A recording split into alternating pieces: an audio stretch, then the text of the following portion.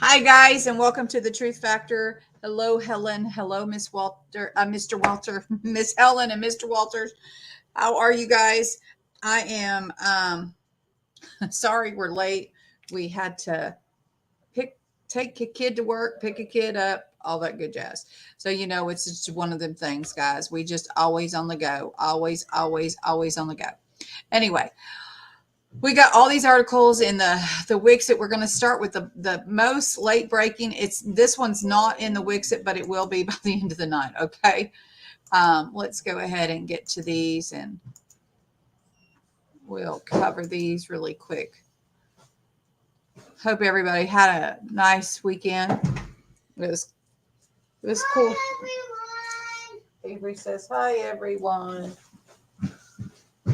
We got a couple of sick cats in the house, but everybody else is doing pretty good here. Well, one is in the house anyway.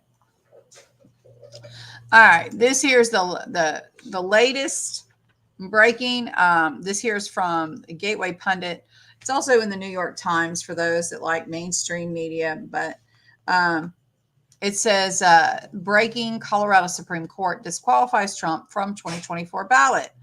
Now, the Colorado Supreme Court on Tuesday disqualified him from the 2024 ballot. The legal challenge to block Trump from the 2024 presidential ballot in Colorado, citing the 14th Amendment, is headed to the state Supreme Court earlier this month.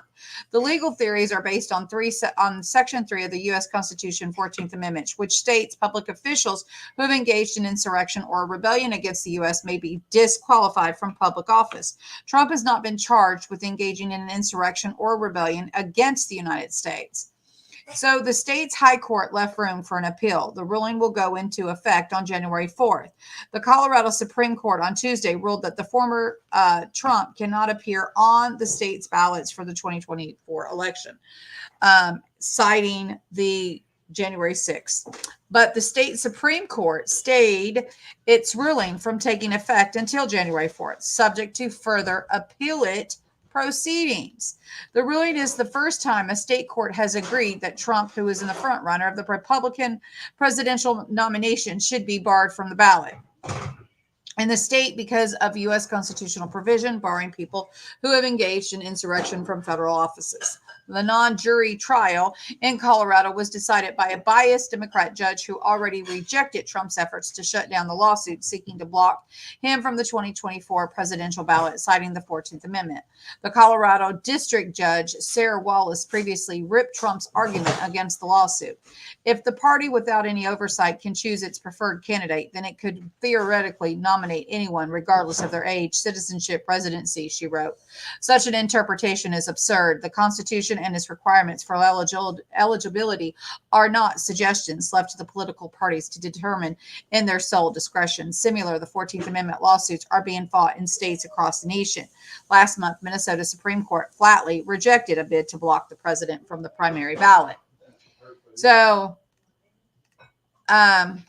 you can bet that he'll take this all the way to the higher court.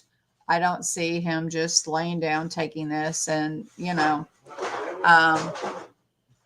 and I don't think this will stand, guys. I think that this is a bunch of hot air trying to take away from other news. But anyway, that's my opinion. That's my opinion. All right, I gotta get to my computer. We have a breaker that flips sometimes, and it flipped just as I was fixing to go live, and so I had to wait for it to come back up. Anyway, it's back on, so we're good to go, guys.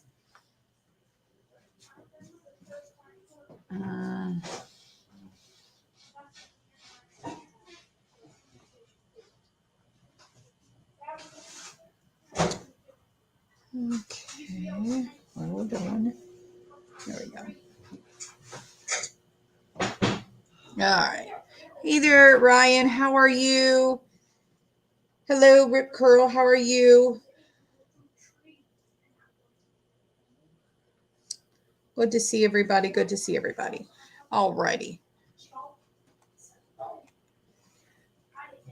You're very angry about the border situation. I know there's lots of people very angry, but I will tell you, I think what Abbott did is pretty pretty good. If it doesn't get ejected or revoked because of some court, we'll see how it stands. But um, anyway, I gotta leave that up there so I remember to put it. Okay, so we know that there's been a lot of stuff going on in the Middle East, in the Red Sea. And here is kind of an update to some of the stuff that we've covered. This here is the USS Carl Vinson carrier and strike group ordered to the Middle East. The United States is sending yet another aircraft carrier strike group in the Middle East. The USS Carl Vinson has been ordered to set sail from Singapore and head to the area of the Middle East near Yemen. It will take some time for the carrier and its group to transit 6,250 kilometers from Singapore to Yemen. The latest aircraft carrier development comes after the ship left its mission in the Philippines prematurely. If war escalates between the U.S. and the Houthis in Yemen, the Suez Canal will likely be completely closed, and all commercial merchant ships will be forced to go around all of Africa to reach Europe, causing the price of goods to rise. From a military point of view, the U.S. risks losing some of its carriers and warships. Knowing what weapons the Houthis have at their disposal, the U.S. sends warships to protect ships going to Israel, but they can only make the situation worse, so that not only Israel, but also all of Europe suffers economically. Again, that was from Hal Turner. And here from End Time Headlines, the U.S. announces a 10-nation coalition against the Houthi attacks in the Red Sea. The United States on Monday announced a 10-nation coalition against the Houthi attack in the Red Sea, with Britain, France, Bahrain, and Italy among 10 countries joining the multinational security initiative. Countries that seek to uphold the foundation principle of freedom of navigation must come together to tackle the challenge posed by the non-state actor, U.S. Defense Secretary Lloyd Austin said in a statement. Yeah. Then we have what the Houthis say about all this, guys. They ain't going to go along with this. So, we'll see how it goes down, right? Hi, Watchman. How are you?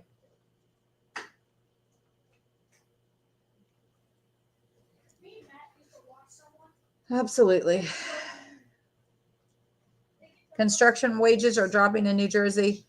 And that is oh my goodness sakes. Well, that ain't cool, Walter.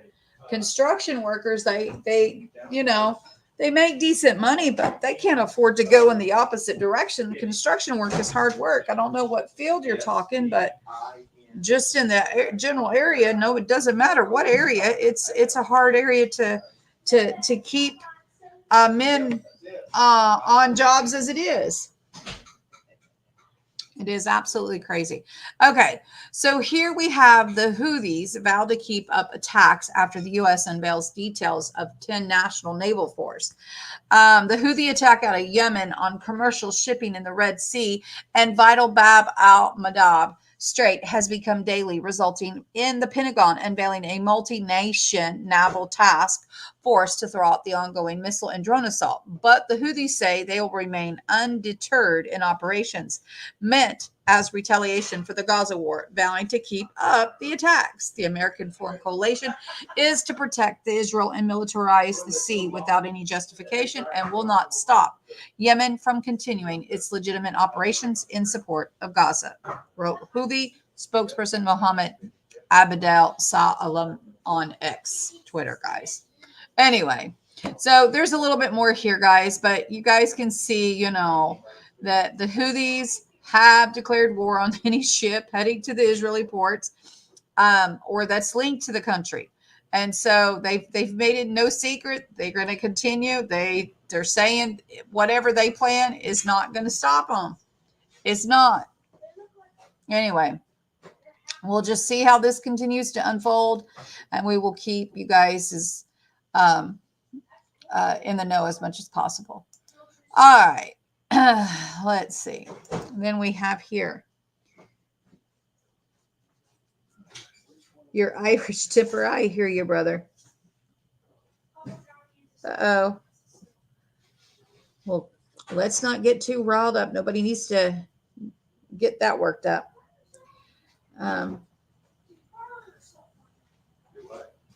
I think everybody has tunnels, Watchmen. Everybody everywhere has tunnels, it seems like. It seems like tunnels, tunnels, tunnels, and more tunnels, right? It's been a whole lot about the tunnels this year. All right. So here we have Governor Greg Abbott signs a bill that allows Texas police to arrest migrants who enter the U.S. illegally.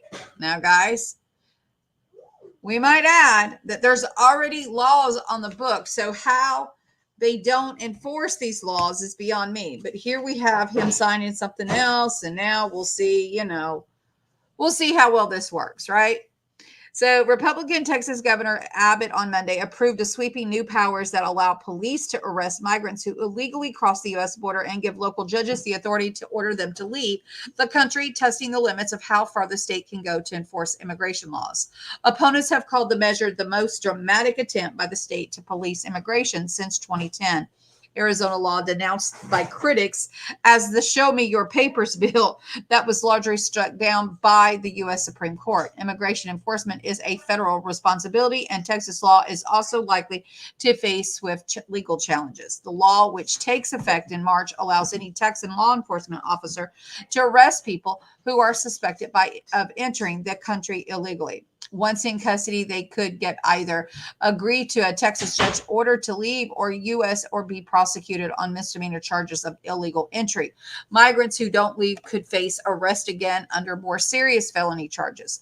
Abbott, who signed the law in front of a section of the border fence in Brownsville, predicted that the number of crossing illegally into Texas would drop by well than 50%, maybe 75%. He did not offer evidence for that estimate. The consequences are so extreme that people being smuggled by the cartels, they will not and want to be coming into the state of Texas, he said. The laws add another tension point over immigration amid a struggle between the White House and Senate negotiators to reach a deal on the border security. Republicans in Congress are demanding changes to the immigration system in exchange for any help for Ukraine, Israel, and other national security needs. Texas Republicans have increasingly challenged the U.S. government authority over immigration, saying the president administration isn't doing enough to control the 1950-mile southern border, and Texas has bused more than 6,500 migrants to cities across America since 2022, and recently installed a razor wire along the banks of the Rio Grande, which has snagged and injured some asylum seekers. Yeah. Well, if it stands, I think it'll be a good thing. But if it doesn't, it's going to be just more of. And the sad thing is there really is already stuff on the books, guys. There's already stuff that's supposed to be, but they don't enforce this stuff, And then they change or they appeal this or they appeal that. And it just did. Yeah. It's crazy. It absolutely is, Walter. Can't ask for papers, but through civil forfeiture, take their car and money, go figure. Absolutely. Yeah. Ain't it crazy? See how that works? Yeah. It doesn't work too well, does it? But, it's working well for somebody, isn't it? It is. All right. We also have, this is like a couple of days old, but I wanted to bring it here, guys. We didn't get a chance to cover this the other day. Second Fort Jackson drill sergeant found dead on base this month. For the second time in less than 2 weeks, a drill sergeant at Fort Jackson, South Carolina, has been found dead. Staff Sergeant Zachary Melton, 30, a drill sergeant with the 1st Battalion, 34th Infantry Regiment, was found Saturday in his vehicle on the installation after he didn't report to work. He was pronounced dead at the scene. The grim news follows the discovery of a body of a 34-year-old Staff Sergeant Alan Burdham, a drill sergeant with the 2nd Battalion, 13th Infantry Regiment, who was also found dead on the base of December 8th. A cause of death has not been released by the Army for either fatality. The two deaths are unrelated, and there is no apparent evidence of foul play. Tom Bird, a spokesperson for the installation, told military.com. Military chaplains and behavioral health personnel are being provided to support members of the units. Our thoughts are with their families and the soldiers of those who always forward the battalion during this very emotional time, Brig General Jackson E. Kelly, Fort Jackson Commanding General, said in his statement. Fort Jackson is a premier installation of 4 basic training, graduating some 45,000 new trainees every year. Drill sergeant is a broadly considered one of the most grueling assignments in the Army, with those non-commissioned officers working long hours, frequently away from their families for extended periods, and sleep deprived. At the same time, those assignments are typically seen as prestigious in the force and can open up career opportunities. The extreme workload compounds other issues, with drill sergeants reporting difficult finding time to exercise and having family issues in recent years. Fort Jackson officials have poured resources into the health of drill sergeants, including a high-end fitness facility with many of the accoutrements of a CrossFit gym, in addition to cold plunge tubs, a yoga studio, and wrestling mats. To jitsu training. Hold on, guys, just a second. We got somebody just pulled up. What? Someone just pulled up, honey. Is it Carter? I don't think so. Okay. He's going to get it. Anyway, so very, very sad. I really am curious. I'll be waiting to see what the cause is. And I can't imagine why they're keeping the cause hush hush, guys. They haven't said that it was suicide. They haven't said it was anything, to my knowledge. Anyway, we will carry on. Okay. So then we have, from End Time Headlines, Germany to deploy troops for the first time since World War II. A new agreement between Germany and Lithuania will lead to German troops' first permanent foreign deployment since World War II. The announcement was made Monday in Lithuania, where Defense Minister Arvydas Anušauskas meets with the German counterpart Boris Pistorius to outline a multi-year roadmap action plan involving approximately 4,800 permanently stationed German soldiers.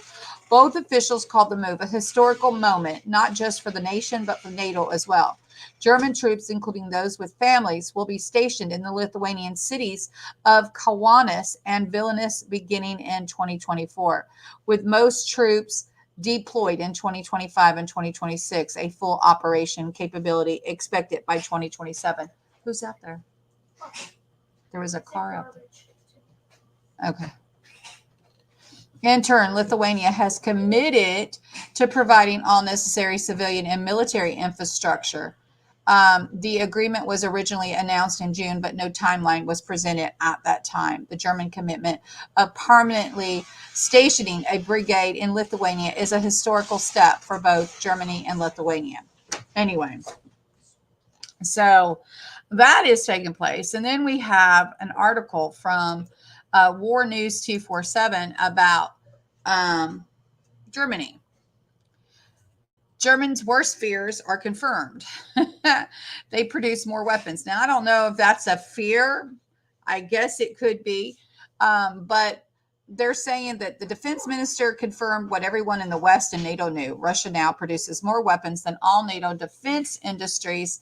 Russia's economy has adapted to a war footing. The margins are desperately narrowing for the West as the Germans' worst fears are now being confirmed. The Baltic issue is of increasing concern to NATO members. It is developing into a real nightmare for the Baltic states, Estonia, Latvia, Lithuania. What will happen if Russia decides to launch a military attack against them? According to the publication, officials from these states believe that the Russian army is not going to be defeated in Ukraine, and for this reason, their population should be prepared even for the scenario of military conflict on their territory. Guys, so we've had almost back-to-back War News 247 stories talking about how they are preparing the Baltic for this conflict when I guess they finally declare that Ukraine is lost. But they're talking about, like, I think Germany said they had 8 years to prepare, was one of the articles that we read. I think it's rather kind of crazy, guys, in all my opinion, honestly. We definitely will, Mary. We definitely will.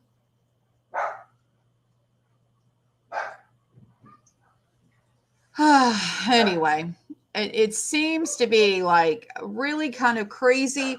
I think a lot, maybe more hinges on this war in Ukraine than we actually probably anticipated. And, and if anybody was in doubt that they are out, supplying and making supplies, we're delusion. Our country has really kind of just fallen off the map with this stuff. We keep giving everything away. We're not going to have anything for ourselves. They're not in a mode to, replace it either. We've got to be able to replenish these stuff, but they're not. But anyway, we'll go on to something else. Okay, I just wanted to make sure that I didn't skip anything. We have also a wide area volcanic eruption in Iceland. After weeks of earthquakes, ground deformations, split roads, and wrecked homes, a restless volcano beneath Iceland roared to life about an hour ago with a very large magma eruption over unusually large area. The eruption shown in the image above is taking place in the Grindavik on Iceland. It is a very unusual for a volcano to erupt over such a large, long, narrow area, as opposed through a central mouth or cauldron. Yet that's what's now happening. Details are sparse right now. Check back for updates. And there's a video, guys, if you're interested in watching that. Then we also have this here says that the volcano erupted near a power plant. So this here says that the Iceland erupted on Monday, sending geysers of hot lava as high as 330 feet. The eruption was located near the Zavarstingi geothermal power plant near the town of Grindavik, which was evacuated last month over the increase of a seismic activity. We are looking into a looking at a worst case scenario, said Icelandic volcanologist Thorvaldur, adding the eruption appears big and only about 2 kilometers from major infrastructure. So over the past 2 months, thousands of earthquakes have been detected in Iceland, leading to the number of evacuations as homes and roads were damaged by the event. The situation deteriorated so rapidly that the authorities declared a state of emergency, evacuating the Grindavik, home to more than 3,000 people who live near the volcano. Iceland has one of the world's most effective volcanic preparedness measures, reads the local website. So it says in 2010, Iceland's, I can't even begin to say that word, volcano erupted after being dormant for nearly 2 centuries. While nobody died, the impact was significant. And Iceland has around 400,000 residents and 130 or so volcanoes. So knowing that it's close to some kind of nuclear geo plant, that's not good, guys, I don't think. So we'll keep our eyes on that one as well, right? Alrighty. So then we also have a powerful earthquake kills more than 100 people in China. So at least 111 people have died and more than 200 others were injured after an earthquake in northwest China. State media reported Tuesday morning local time. The quake, which hit China's Gansu province late Monday evening, prompted the deployment of rescue workers, including officials from local emergency management and fire departments, according to Chinese state media Xinhua. The United States Geological Survey said earlier that a magnitude of 5.9 earthquake in the area had caused a severe shaking with extensive economic damage, probable and likely widespread. Chinese authorities gave a slightly higher reading of the 6.2 magnitude. The earthquake struck around 23 miles west of northwest of Lanixia, Jingazanzing, which a shallow depth just over 6 miles, according to the USGS. The provincial capital of Lanzhou is about 60 miles away from the epicenter. That is horrible, guys. Absolutely horrible.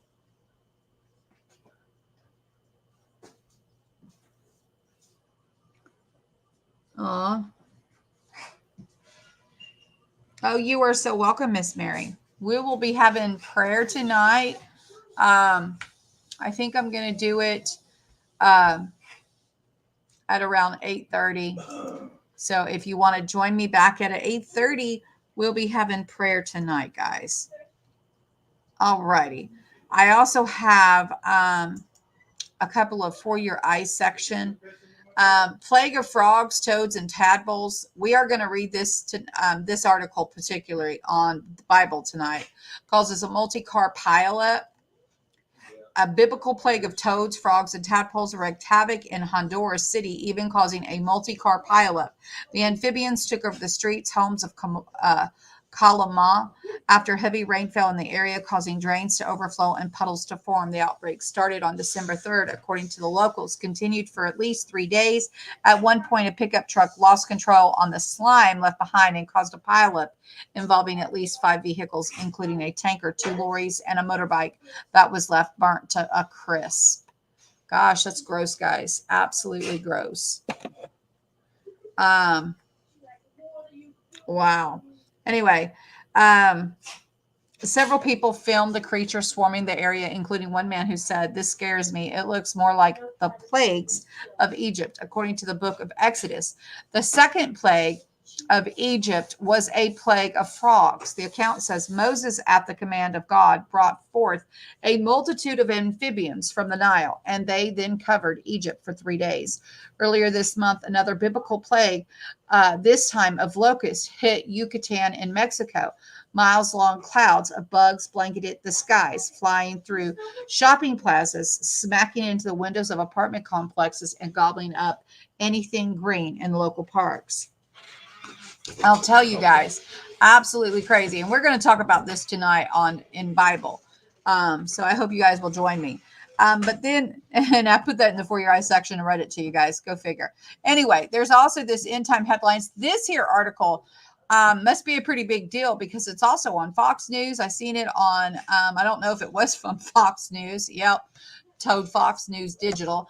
About a historic meltdown coming for 2024. And then here is why are so many high profile figures suddenly prepping for an apocalyptic disaster. And this here is also in the For Your Eye section, guys. Anyway, I hope everyone has a wonderful evening. I hope you guys will join me back tonight for prayer. And as we talk about that article, with all these biblical type plagues. And for those, this was not in the lineup, but I will make sure this was the first story we covered, guys. This was breaking as I'd already set everything up, but I will put this article in the lineup. But Colorado Supreme Court disqualified Trump from the 2024 ballot in Colorado. Now, guys, this is not going to probably stay. He's going to take it to a higher court. They will reject it. But I think it just goes to show you that the Democrats are willing to stoop to almost anything to keep this man off the ballot because they know they can't beat him. So they figured, they'll cheat and they'll keep. What are you doing with that crazy cat? Joel's messing with this crazy cat. Anyway, guys, I love y'all. Couldn't help it. She was standing there with the cat. Sorry. Anyway, I love y'all, and we will see you guys probably around 8:30 or so for prayer. I hope to see you guys there. And like I said, we're going to talk about the article that I just read to you guys from End Time Headlines about these biblical plagues taking place. Anyway, and I'll see if I can't find the one about the locust too.